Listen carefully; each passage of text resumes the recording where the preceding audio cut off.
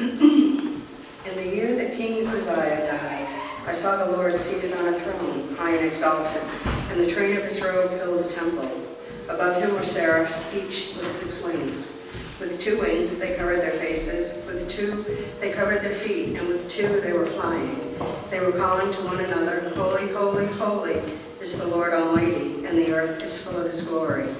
At the sound of their voices, the doorposts and thresholds shook, and the temple was filled with smoke.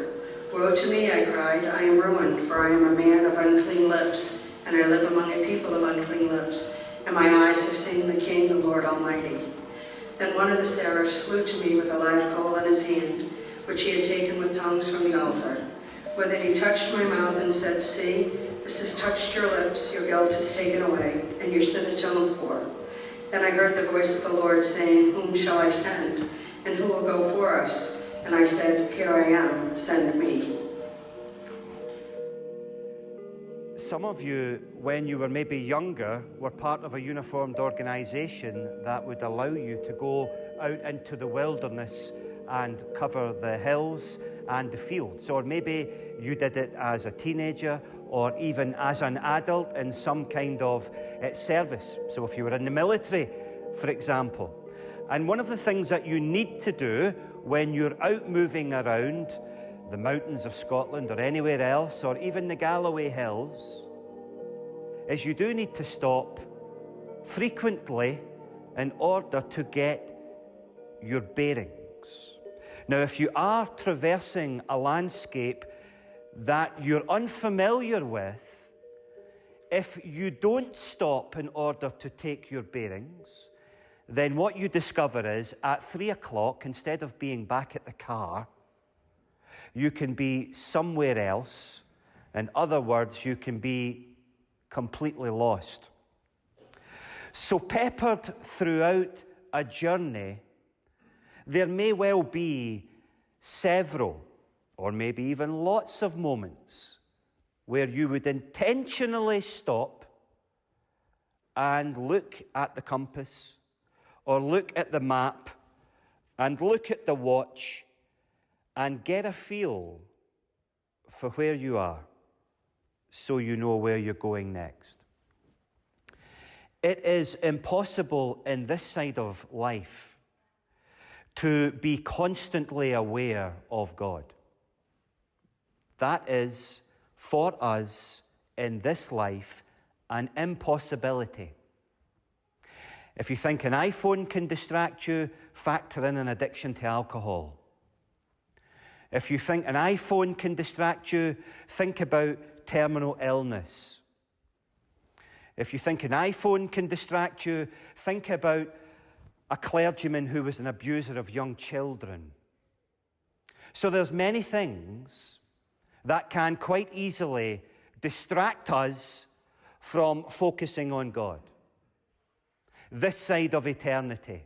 And anybody who says they live with a glorious vision of the Lord before them from one day to the next is either lying or they are deluded.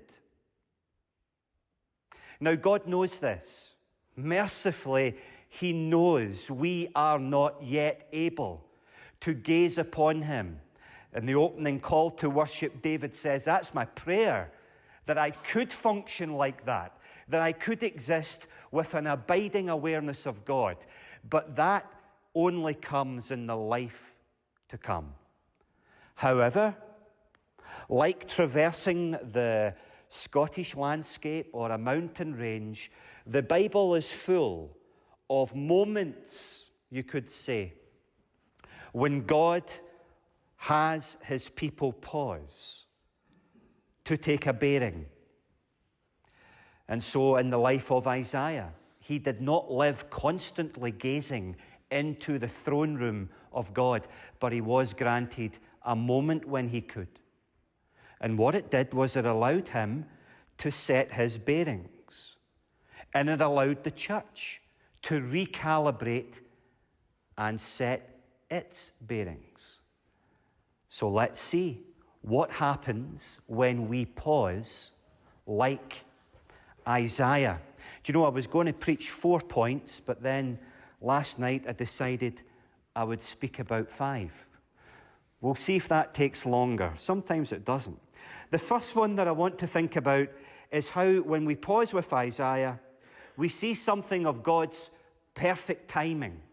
Something we forget, but I hope this will help us remember. And the reason we pause is because we don't know what Monday brings, and we don't know what Tuesday brings.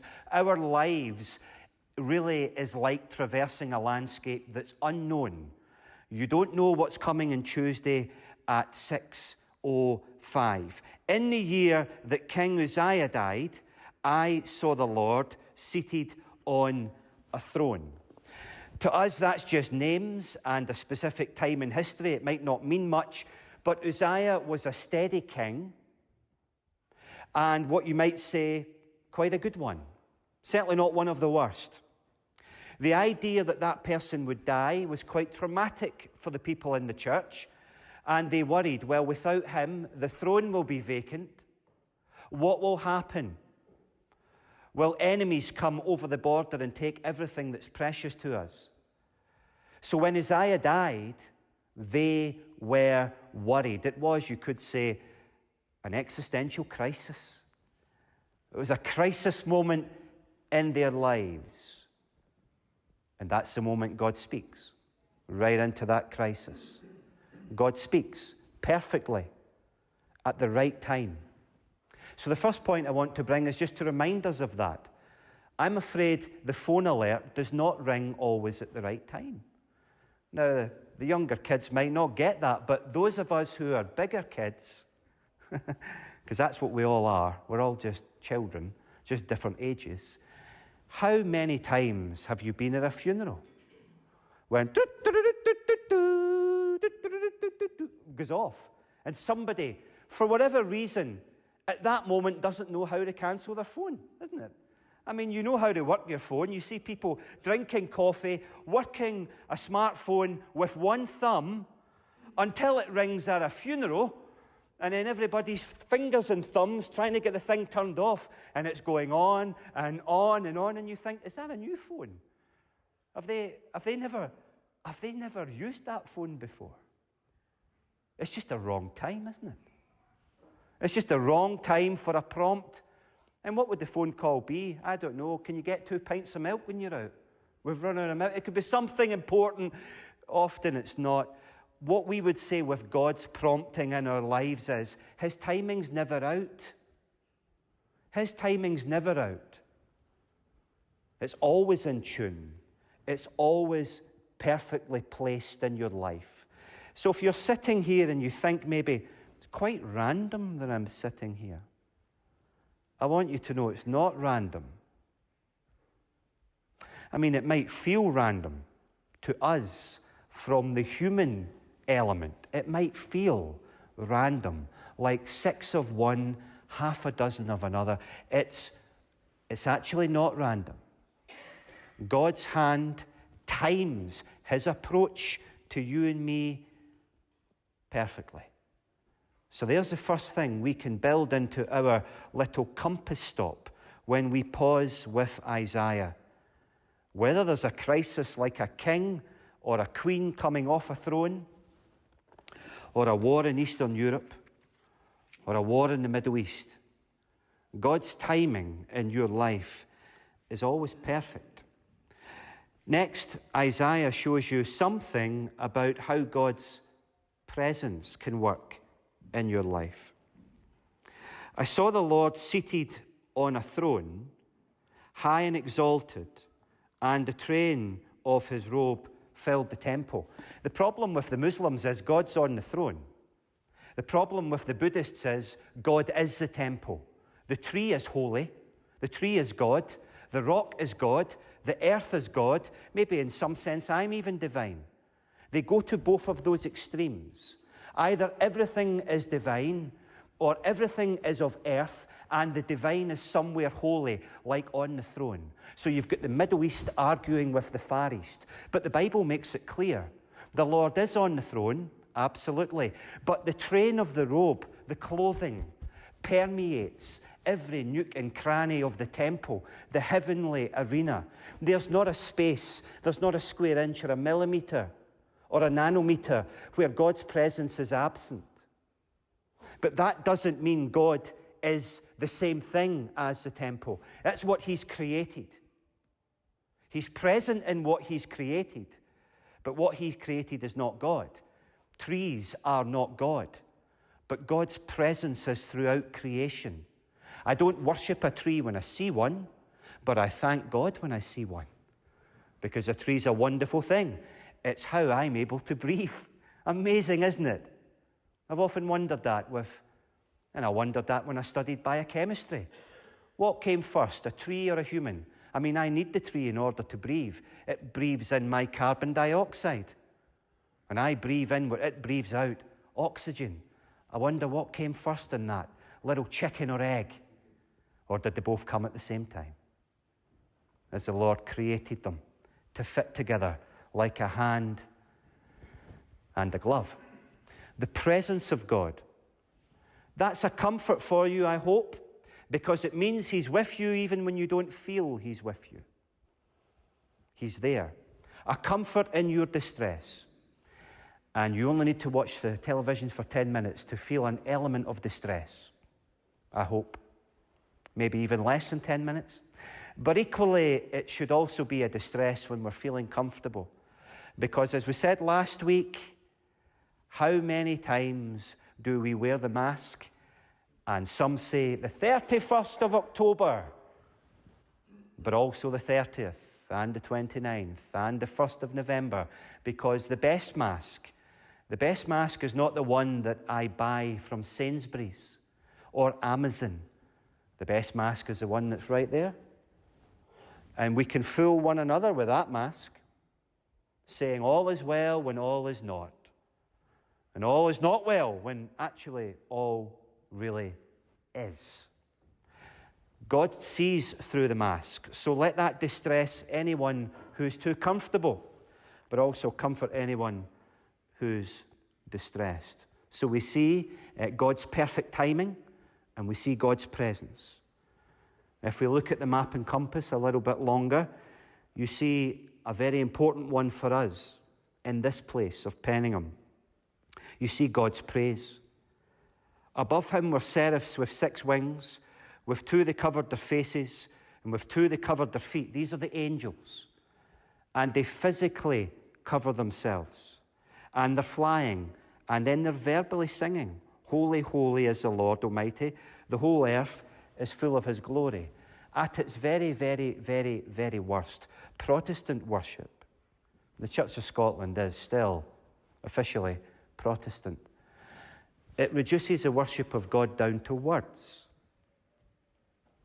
You know, there are some Protestant churches that wouldn't even allow these in. Flowers. They could become an idol. They certainly would not allow that in. A screen that shows pictures is no different than Michelangelo carving the Pieta. So they would not want the screen. Bare boards and the word. But the worship you see in Glory is physical as well as verbal. There is movement in the worship of God. There is a freedom, a spontaneity in the worship of God. It's words, to be sure, but it's also more than words. Why have many faculties given to you by the Creator and then only use your ears and your mouth and never your hands and never your eyes?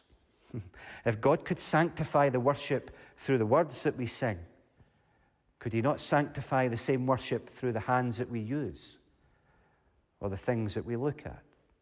But I don't want to use this image to try and justify a broader understanding of what worship should look like. The thing I've always been fascinated with is the question, what did the angels get from worshiping God? Because when we talk to people who go to church, what they usually are quick to speak about is what they got by going. I mean, I talk like that. How many times have you left a place of worship and amongst the first things you've said might well have been, "I got nothing from that"? Who's said that before? "I got nothing from going there." Now that might be true. There have been places that I have sat in order to apparently worship God, and I've left convinced I got nothing from going there. But it's not about what I could get from worshipping God, is it? That image of worship with the angels tell you what they give to God. They give the physical and the verbal glory that he is due. A better way to speak about coming to church is when we leave to say, what did I give there? What was I giving over that hour? Here's a promise. God is no man's debtor, right? So when we give him praise and honor, you won't leave empty-handed. You won't leave shortchanged. He's able to give more than we are to ask. But let's not reduce services down to what we get, our favourite things. So, you see the perfect timing of God. You see the presence of God. You see the praise of God. Next, being the month of November, the theme that we'll touch on in more than one exposition, you see the peace. Woe to me, Isaiah cries, I'm ruined. I'm a man of unclean lips. I live among a people of unclean lips. My eyes have seen the King, the Lord Almighty. Then one of the angels flew with a coal in his hands, which he had taken from the altar. He touched my mouth and said, this has touched your lips. Your guilt is taken away, and your sin is now atoned for. Peace, the peace of God. Isaiah gets the peace with God because Isaiah does something which, again, often we don't do. He stands and compares himself next to God. Next to God, what am I like? What is my patience like next to the patience of Jesus? It's not that good. What is my charity like next to the charity of Jesus? I just don't think it would actually be that good. What would my knowledge of God and eternity be like next to Jesus? I don't think it would be that impressive. But I don't often compare myself next to Jesus enough. What many do is, I want to compare myself next to Peter Sutcliffe. Well, next to him, what am I like? Well, I'm really quite good. Or do you remember Fred the Shred from RBS, who lost all the money playing in the wonderful stock exchange out there somewhere? And then it was all gone, and people were saying, he better give back his knighthood.